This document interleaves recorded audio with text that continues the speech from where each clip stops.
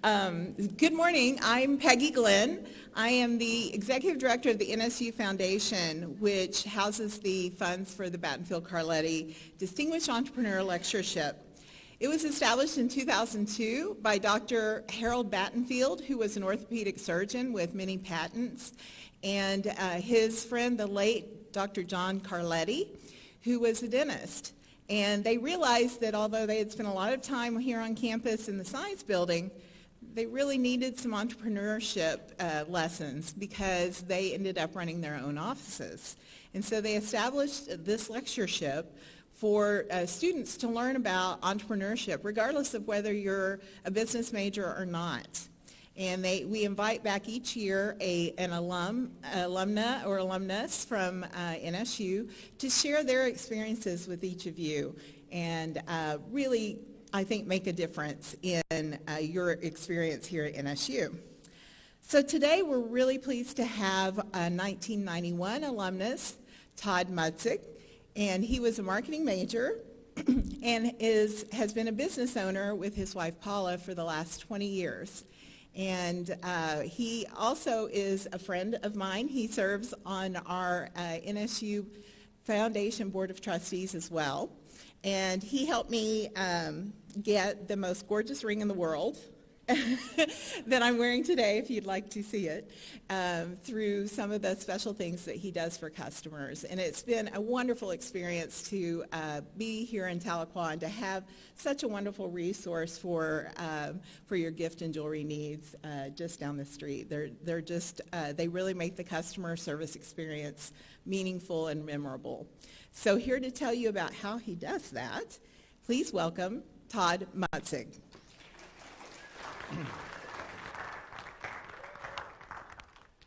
Well, thank you, Peggy. Thank you for the kind words. It is such an honor to be asked to come back and talk to your alma mater and, just to be able to be here. And it went so fast from the time that I was sitting in chairs just like you guys to being here. So you blink 3 times and your life is just boom, boom, boom, boom, boom. But I have to tell you, whenever Dr. Collier first reached out and was asking if I would be interested in doing this, my first inclination was to say no. And I have to tell you why. Being an entrepreneur, you never feel like you're really there. You are always pushing and striving and trying to be more and really, trying to hone your skills. So I really didn't feel like the success level was there that I needed to be coming up here and sharing with you guys.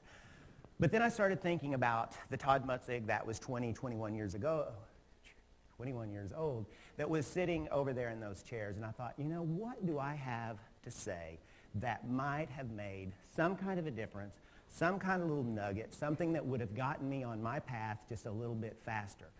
So I reconsidered and I decided, this is really what I love doing. I love being able to share with young people. Young people are the lifeline to everything, and you all have so much to be able to share, and so that's why I felt that I wanted to come up here and do this. So my number one goal is to can you all hear? Let's see if this thing works. There we go. Is to not put you to sleep. So it's dark in here, and I know it's real easy to just, so I hope that I can keep your attention well enough to be able to get through this. So here we go. What is entrepreneurship? Whenever I first started, preparing for this, it was like, okay, let's Google it. And okay, so I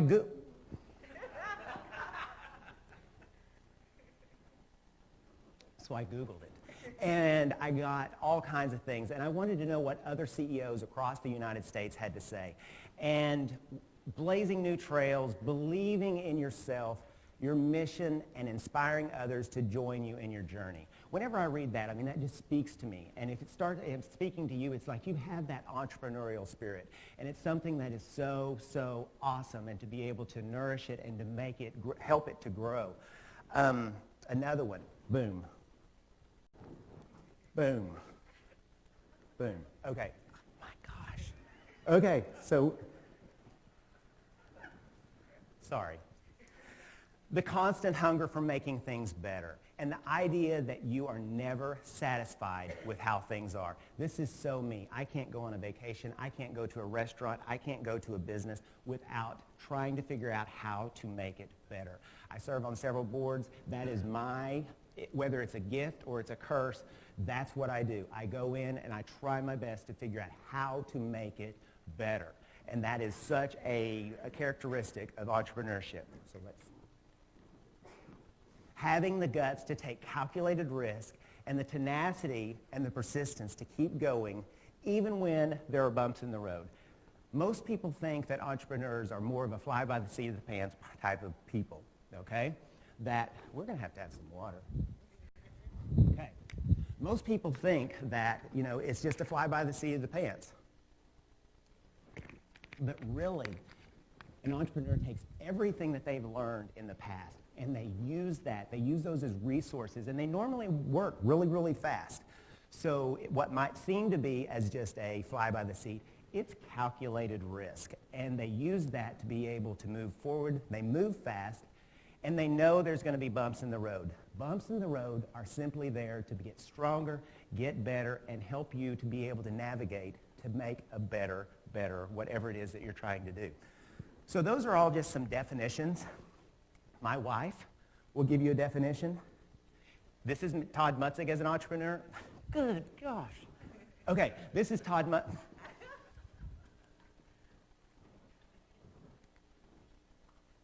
Okay, this is Todd Mutzig as an entrepreneur.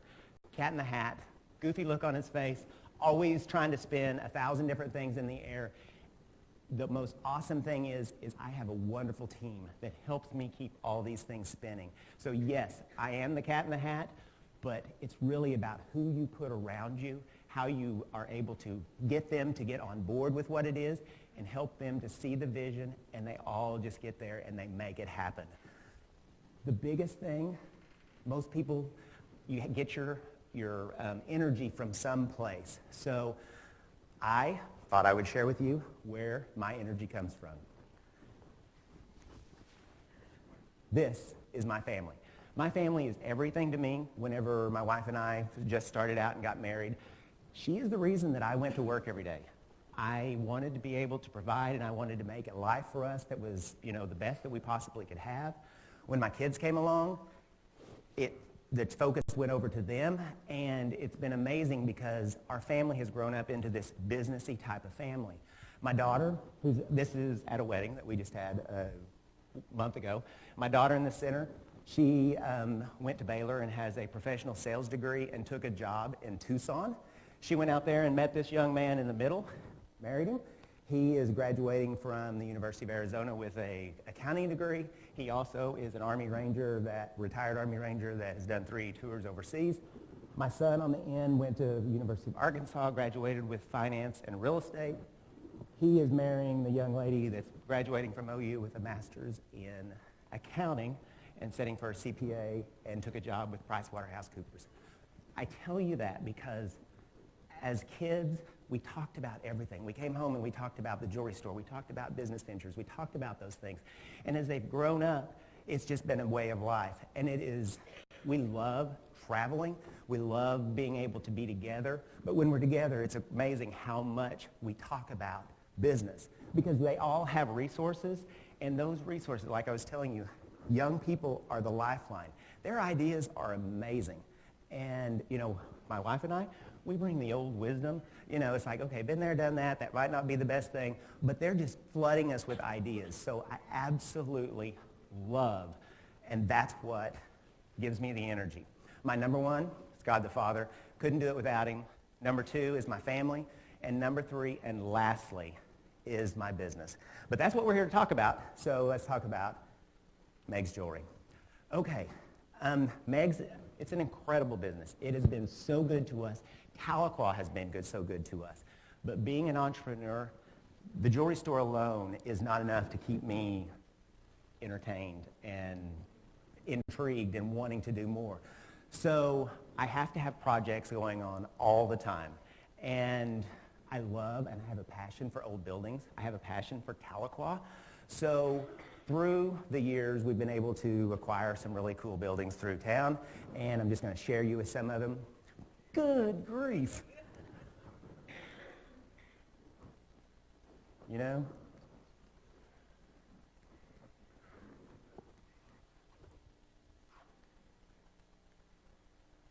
Salmonellas. Everybody knows Salmonellas.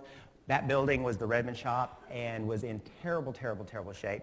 We actually went to Salmonellas and talked to them, and we did the building for them. They moved over there. Just about 2 years ago, we did a New York-style apartment upstairs in, it is like beyond cool. I would live there myself. Very, very proud of it. And this, I don't know if you would recognize it. It's on Main Street. This is the back side of it. The front was almost as bad. I just couldn't find a picture of it. This was an old building that had been condemned. There were homeless people living in it, drugs, I mean, everything that possibly, and this was 14 years ago. So we bought it, brought in some architects.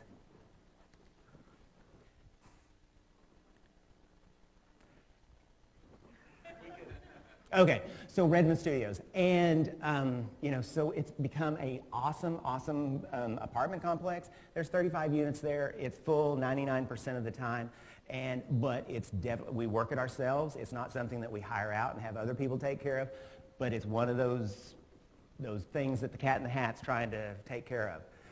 Megs Jewelry, whenever we were, it was 1998. This was the old Heinz department store. They had that whole corner of the block. Bought that building. Tahlequah was at a point where it was not near what it was today. It was really at a Y in the road. Downtown was really deteriorating. And so we bought this building, and you can see the inside. I mean, we totally renovated it, took it back to its bones, and we're going to show some pictures further into the thing. But these things are so stinking cool to me. I love being able to see something from old brought back to life with new life and used for today. And so anyway, let's move on. And so this is really, it wouldn't be such a big deal, but I have some notes here, so I have to go back to be able to see. So the building not only is what I think is beautiful, it has so much history, okay? It was the original Dawes Commission, which the Dawes Commission was the arm of the government back before statehood that handed out all of the Indian land allotments. So inside our building are the old vaults. They're like 12 by 13, and there's 2 of them. So really cool in that. The old ceilings are the original ceilings, and so super proud of that. My family, well, let's start. Meigs Jewelry was founded in Tahlequah in 1960. My family bought the store in 1986. I was 18 years old, senior in high school, and just getting ready to come to the university here. And so I worked here all through school for $4 an hour. And I think back and it's like, oh my gosh, thank God we've grown, because $4 an hour did not go very far. So at the time when we bought the store, it was 3 employees. It was myself, my mom, and a full-time jeweler.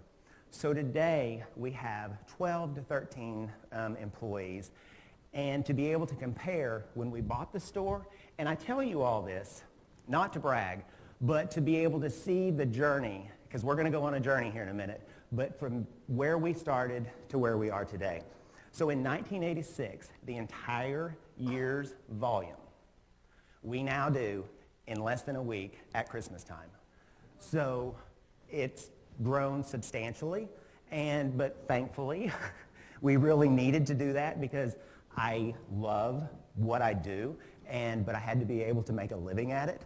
So anyway, our client base has grown. Whenever in '86, everybody that came in the door I knew because they were from Tahlequah. But our client base has really, really grown outside of Tahlequah. So our most notorious, which Danny Johnson said, you have to share, is Adrian Peterson. And Adrian, if you don't know, is the number 6 most rushing running back in the entire NFL. So he's kind of a big deal. And we were able to build him an amazing wedding ring, okay?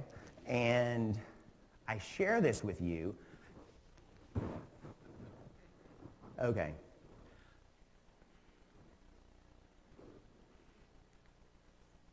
Technology. And by the way, this is not my stuff, Mike. So we built an amazing, amazing ring, and I want to share this with you because what we were in 1986, there is not a way in the world, if Adrian Peterson walked through the door, we could have built him the ring because we didn't have the ability, we didn't have the technology, we didn't have anything or the confidence to be able to do this. This particular ring, the center diamond, is a little over 11 carats and 14 carats total weight, the whole thing. My jeweler designed the whole thing. What we were able to do is a quality of what a Cartier piece or a Van Cleef piece, which is the highest of highest end. This ring would be something that J-Lo or, you know, anybody of that caliber would wear. And for us to be able to do it, for me to be able to win, he's not a friend of mine. Kind of is now. But he was not a friend. So, I mean, for us to be able to win his confidence, he had already bought a diamond in Beverly Hills, and we were able to save him money, and we were able to build him so much more ring, he would be the first one to tell you. So people say, how did you get there? So we worked really, really, really hard. The first thing you have to know, in 1986, the store was performing at a level that was good for the Tahlequah and the population that we had. And the way that we know that is because in any kind of industry, there are factors that you can be able to go and look to be able to see what you should be able to achieve. So Tahlequah had about 11,000 people. You can take that population, multiply it times a factor, and you figure out what your volume is. In 1986, we were achieving that. So really, we were told that you can't do more, that you might be able to do a little more, but you can't really do that more. So what do you do whenever, you know, your industry is telling you you're achieving all you can, and basically you're making $4 an hour? So you bust through. You bust through, you take what people say, and you try to figure out how to do it differently. And I want to share with you just some of the things that we did is we hired the absolute best consultants in the jewelry industry, and we totally immersed ourselves and committed to them. We went 2 times a year, and it was just shy of a week each time, and it was, the only thing I can equate it to is like a church camp, okay? All we did was work and work and work business. So one time a year we would go to New York and it would be all financial. One time a year we would go to one of the stores, and we would all go in and we would grade the store and we would try to help them to be better. So they would just push and push and push and push. So those consultants helped us to be able to see outside of Tahlequah, Oklahoma, how to be able to be a business that could potentially be in Tulsa, Oklahoma, that could potentially be in Kansas City, that could potentially be in New York. They helped us to be able to develop skills that were able to do that. And with that, people started coming and it started to work.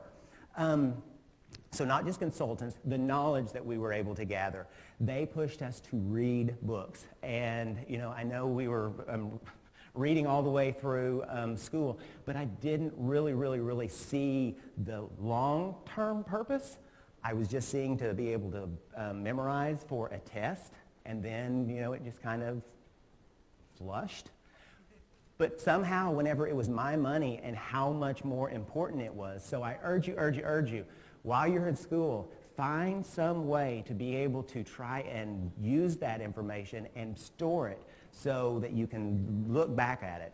But whenever I'm going back to the knowledge part of it, they pushed us to read books. And I mean, I like to read. I'm not a great reader, but they gave us the incentive to read because they said that's the one thing that's going to take you to another level. And every book, you're not going to take everything from it. You're going to take little glimmers, and that you're going to take those back, and you're going to try to implement them. And that's what, from that, so after knowledge, then we're going to talk about networking. Me, anytime I go and I network, I am trying to gather information from you. I am not there to tell you about me. If you want to ask about me, I will be happy to share with you.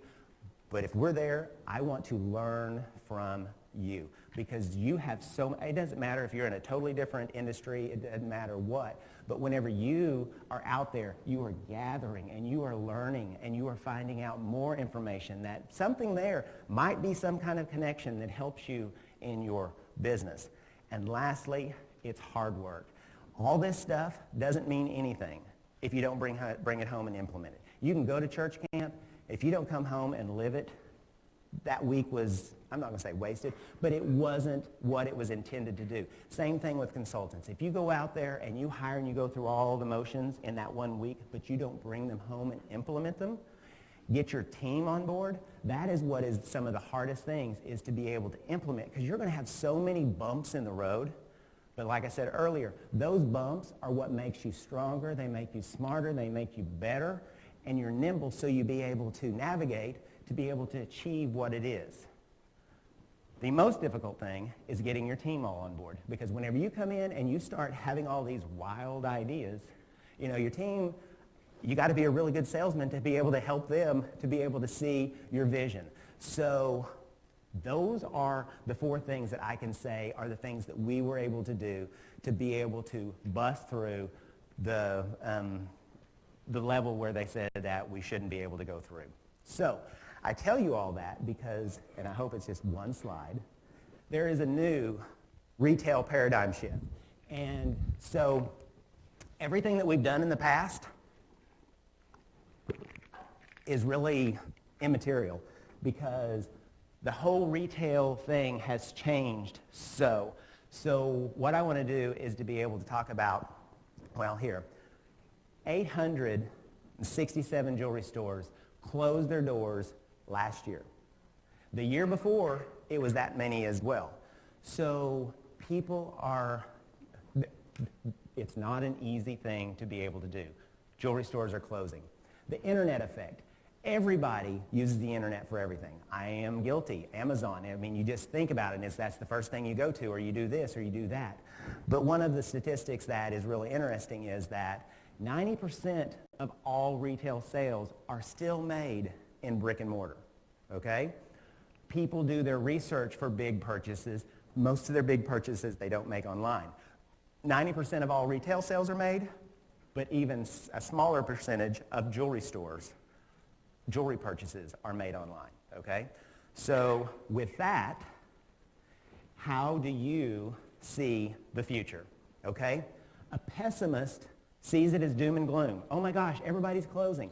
Okay, I'm going to be honest. Most of those stores needed to close, okay? It was mom and pops that never embraced anything, did things always the same as they always did, so it just got more declined and more declined and more declined until where they were just sitting there and nobody was coming in the door. So yes, a pessimist sees it as doom and gloom, but an entrepreneur sees it as a major opportunity, okay?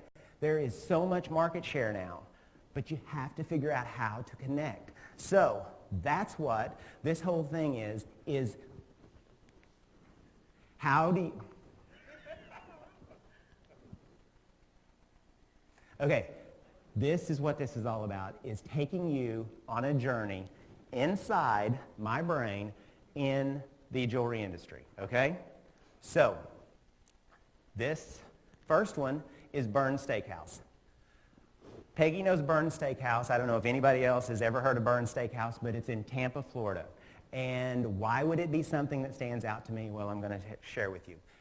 You look at it, it doesn't look anything spectacular at all. You go in, it still doesn't look like anything spectacular, but they have such a reputation. They are the #1 restaurant on TripAdvisor and on Yelp in Tampa.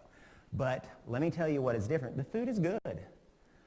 Part of what Paula and I do is, for the jewelry industry, we go to 3 major jewelry shows a year. And at each one of those, our little fun time is to go and find the best restaurants and to go and eat and just have fun.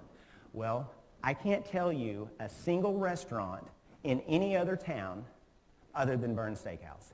If you asked me what was in Philadelphia, I would say, okay, we had Philly beefsteak. Okay, we went to one. It had something to do with a library. But nothing really stands out. This has never, ever, ever left my mind. So let me tell you what they did. You get there. You walk in. They're greeted. You're greeted just like at any other restaurant. They sit you at your table. A lady comes up and says, you know, between your salad and your main course, we would love to invite you back to the kitchen for a kitchen tour. If you prefer not, don't worry. But if you'd like to, we would love to be able to share that with you. So sure enough, salads come. The lady comes and they take you and they walk you through the kitchen. You enter into it. They show you all the organic vegetables that they're growing. And they talk about how many tons of everything that they go through, all those kind of things. All the restaurant, you get to see the kitchen, all how it's being orchestrated, and it looks like mass chaos, but it's really cool to be able to see. Then they take you and they show you all the dried aged beef. They talk about how much pounds of meat they go through and all that kind of thing, and then they walk you down through the wine cellar, and then they bring you back to your table. Fun, cool experience that never had happened anyplace else. So we eat our dinner, and like I said, it was good, but it wasn't something that made me remember, oh my gosh, you got to go to Bern Steakhouse. So we finish food, and our waitress comes up, and we're like, we would like to invite you to our dessert room upstairs. And it's like, dessert room? I'm like, okay. And we prepare, you know, X amount of, you know, homemade desserts that are over-the-top delicious, and we have organic coffees out the yazoo. So sure enough, we want to participate. So there's 6 of us. We all go upstairs, and it's a totally different look, very dark, very warm. We all get in this little booth and everything, and the waitress comes in and tells us all about the desserts, where we normally, because we travel a lot all together, normally get maybe 2 desserts, and we all take a bite off of each other. No, we all 6 got one. We all got different coffees. We spent another $100 just on dessert, and we're glad to do it. So why does Bern stand out? It was the experience. And that's what is so important today, is the experience and what you're doing. So from that, not really loud, from that, Bern Steakhouse, we're taking experience, okay?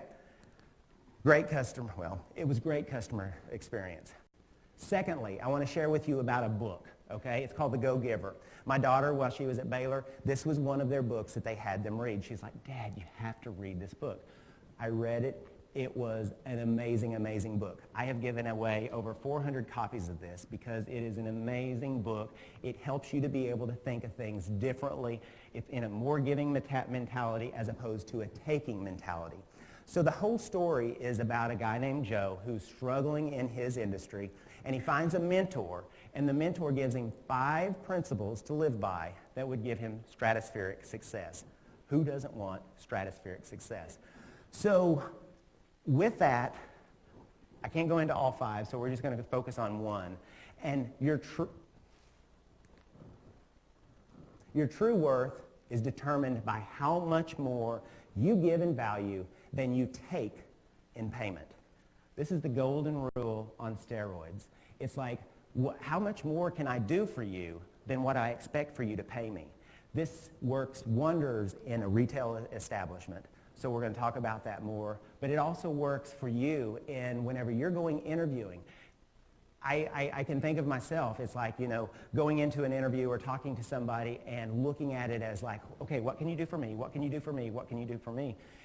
That's not a real good mentality to be able to go and being able to get a job.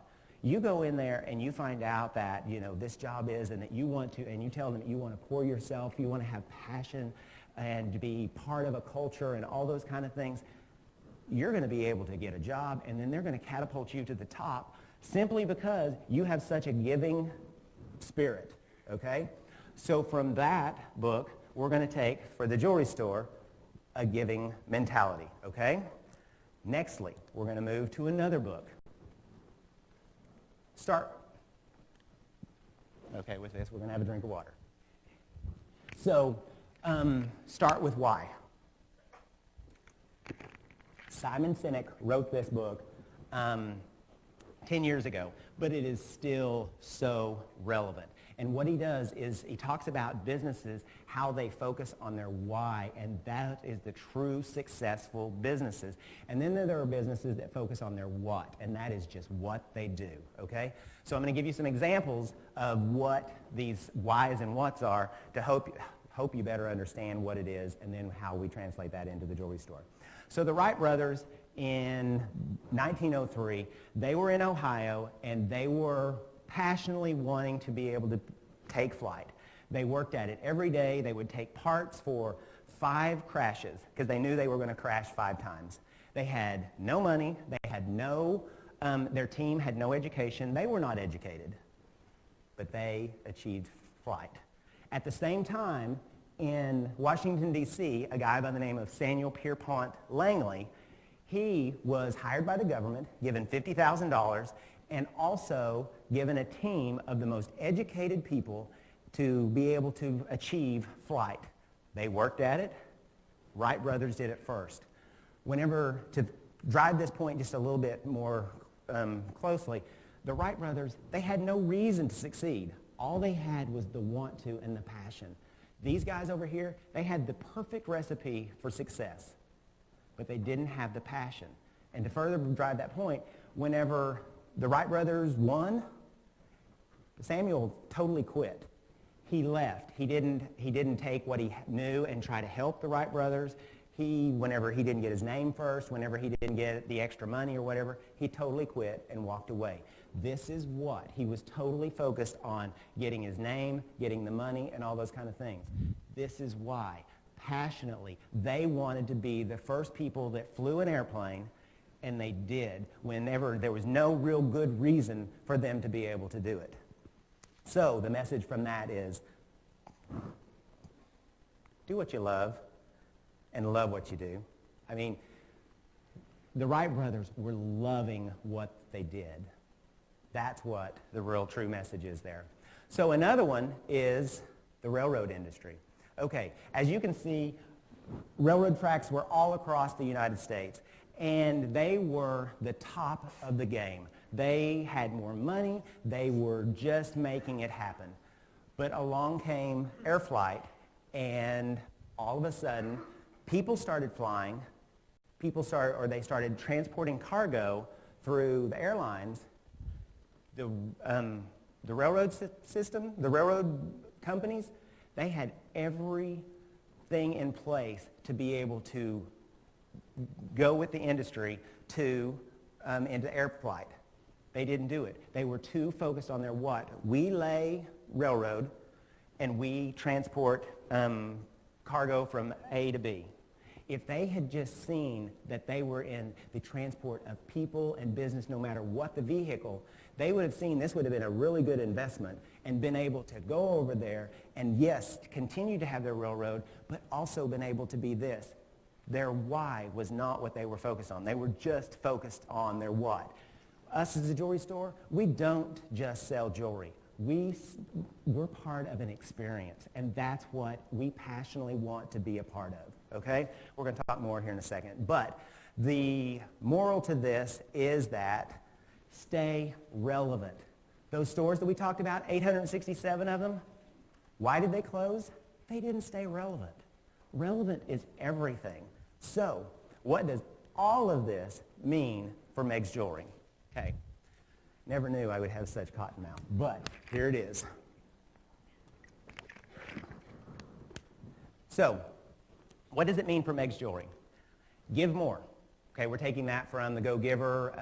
So, embrace technology. We've got to be relevant so that people like yourselves are out there. It's like, okay, they have a presence. They are trying their best to be able to have this and that. Focus on the overall experience. Goodness, goodness, goodness. And embrace young ideas. I cannot tell you how important your all's ideas is to a business like mine. Because if you don't feel comfortable, if you aren't interested in what I'm doing, I might as well get ready to put my clothes thing up as well as the other 867 people. So you've got to embrace your all's ideas. So these are the things that we are doing currently to make sure and ensure that we are still relevant 10 years, 20 years down the road. Because all the studies still show that people want to have an experience and they want to do brick and mortar. The research is mainly what is done online. So, implementing this... Okay, implementing the store tours, if I can get back to it. And the only reason I want to get back to it is those that have not ever been in this. Oh, well.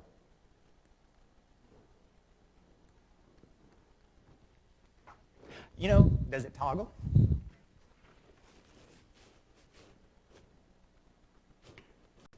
Okay, implement store tours. So our store, as I told you before, has so much history, and there's so many cool things. But you walk in, you think that 3 or 4 people work there, when I told you there was 12 to 13. So we have started asking people, you know, would you like us to tour the store? I mean, the store used to be the Dawes Commission. We have the old original vaults, and people start going around, and then they start seeing the people that we have, a shipping and receiving person. We have a person that we're going to talk about here in just a second. We have 2 full-time accountants. We have 2 full-time jewelers. And all of these things are going on, and you see the technology, the laser welders, and the things that you would not expect to be going on. So I can't tell you, we've only been doing this for about 3 months, but it has been amazing because people will do the little tour, and then they'll bring somebody in. It's like, oh, you know, do you mind showing them? It's like, no. So it's really, really, really been received well, and it just helps people to know what all that we do. It's like, okay, we have a shipping and receiving person. Why would we? Because we ship and receive a lot of stuff. But most of the time, people in the front have no idea that that's going on, okay? So implementing the store tours has been something new. I'm going to toggle. So something borrowed. You have to set yourself apart whenever you're doing bridal and that kind of thing. So we try to have quality. That's what it's all about. We try to have an experience. But we're trying to do more and more things as far as the go-giver. And for the last year, we have implemented the Something Borrowed program. Every bride, when she gets married, needs something new, something borrowed, and something blue, okay?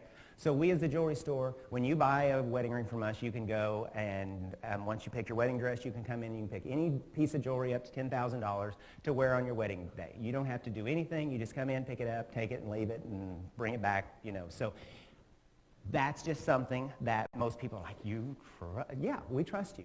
And it's never anything has ever gone wrong. It's just something that's really cool, and the girls absolutely love it. So this is a new thing that we've been able to implement to try to help the experience, because you think about buying a wedding ring online and you think about buying one here. It's 2 totally different experiences, okay? This is all about price. Okay, we compete with price every day, but we're also giving experience, experience, experience.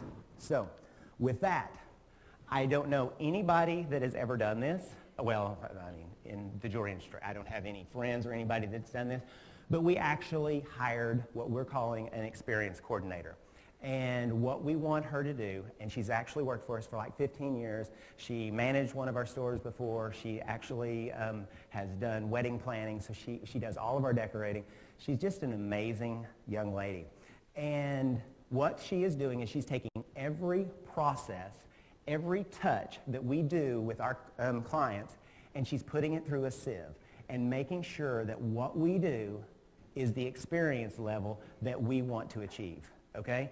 A lot of times you just do things just because we've always done it that way. Okay, her job is to find all those things, ixnay them, get them out of, help us to change so that we're better. Not only that, she's also there for brides. Like I said, she was a wedding planner. She will sit and consult with them, help them to be able to do things. You come in, it's your 20th anniversary, and we ask the gentleman, it's like, you know, how are you planning on giving it to her? It's like, I don't know. Would you like to talk to our experience coordinator? She has amazing ideas, because that's one of our problems as guys is we want to do nice things, but a lot of times our brains don't go there. So now we have an experience coordinator to be able to help you to be the shining guy that you need, that she would love for you to be. So we're really, really excited about that. Next thing is we've gone through, and like last year, 1,869 clients made a purchase in our store. Of those 1,869, 270 did 70% of our business, okay? So a very, very, very small amount of people did a very major part of our business. So what we have decided is that we want to give those 1,869 people the same amount of experience and that they have had and what has built us to this point. But we are taking those 270 people, we've identified them, we've gone into our point of sale. Every time their name comes up, it pops up top 25, top 50, top 100, top 150, so that we are able to make sure that that person's experience meets the level that it should be. Those people have choices. They are being bombarded every day of places for them to spend their money. So you have to be able to compete. You have to be able to work the experience that makes it so that those people feel like, this is my store. Those people get me. That's what it's all about. So now, moving on and talking about technology. Our website, up until last year, really was kind of lacking. Okay, it doesn't matter. So we hired the premier website designer in the jewelry industry. We put it together, and am I expecting to make bukus of sales online? No. I am simply hoping for it to be the catalyst for people to be able to look, just like yourself, go on and see, okay, this might be a place that I want to be able to go. So we've pumped some money into that. But what I really wanted to share with you is that all of the things that we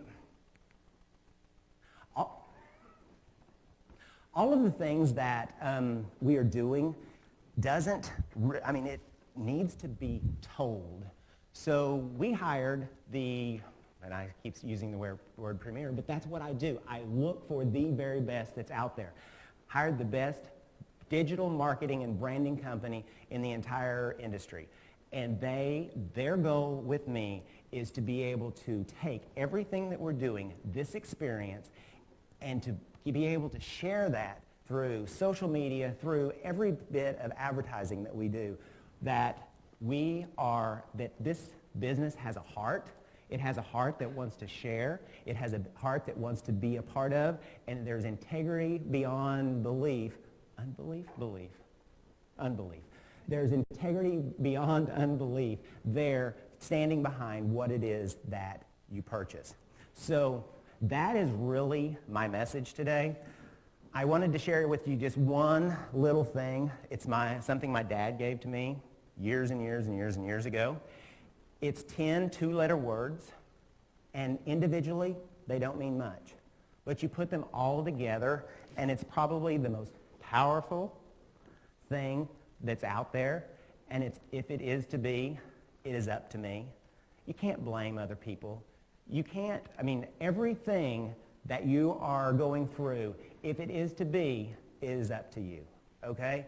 And that has been so good for me. Whenever you have a team, you have to be able to help that team to believe you will do anything. You are the front head of that whole team, and if it is to be, it's up to me. I have a team that's going to help me, but if it is going to be, I got to do it. So that was such a good message from my dad, and I've used that so many, many, many, many times. So I hope that that's something that you can remember. It's easy, 10 two-letter words. If it is to be, it's up to me. And that is it. So I hear we might have a little bit of questions, if anything stood out to you, or I'm here and happy to do it.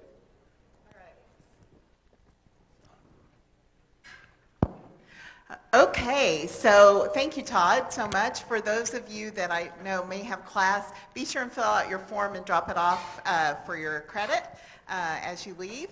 Any questions for Todd? Okay, not all at once. Oh, we have a question here. It's not really business related, but when did Adrian Peterson come get that ring for his wife? Say that again? What year did Adrian Peterson come in and get that ring? 4 years ago. 4 years ago. Really, it was going on whenever all the things, we didn't realize it. I delivered the ring, and that's when all the news came out about him. So it was right at that exact time. How did he find? We had a store at the Tulsa Hard Rock, and he walked in. I didn't recognize him. He didn't have a football helmet, and he didn't smile. But it was a long process, and we were able to do it. Thank you for coming out. Thank you very much. Any other questions? I can flash my ring at you as you walk by so you can see. Yeah. Peggy's ring is amazing. Yes. Thank you. All due to Todd. I would never have had that opportunity without the customer service that he offers.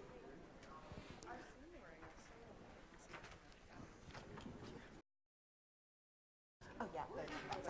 All right. Any other questions? Thank you so much. Oh, thank you guys. All right. Thank you all for your time. Appreciate it very, very much. Thank you again, Todd.